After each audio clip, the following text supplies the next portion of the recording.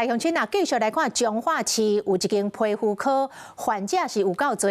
虽然是早起9点才开始看诊，但是因为现场挂号的名额有限，所以透早7点就有人早椅仔来排队，所以嘛出现着代替人排队挂号的黄牛。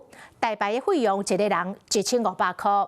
不过卫生局讲，代替人排队挂号，这是属违法的行为，上悬会当罚款25万。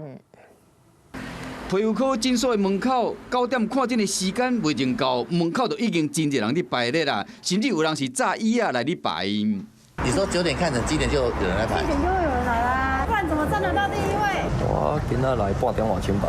经过了解，这间诊所专治过敏性的皮肤炎，地方上是一喙传一指，不少大人的专工带囡仔来求诊，因为患者真侪，大家排咧看诊真辛苦。后来就出现大排挂号的黄牛，强调讲24小时拢会当大排，费用绝对俗甲下叫。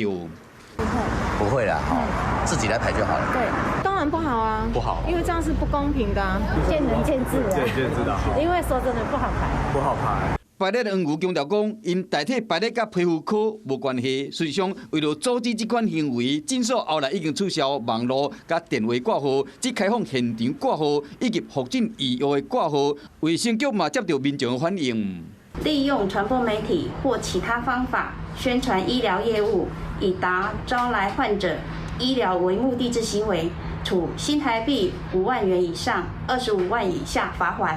卫生局强调讲，看病挂号属于医疗服务的一部分，不是一般的消费服务，袂当代替排列。虽然讲，县政府呼吁民众唔通将医疗当作商品伫买卖，不过若是讲有人无想要遮辛苦排列看诊，排列的黄牛就会继续存在。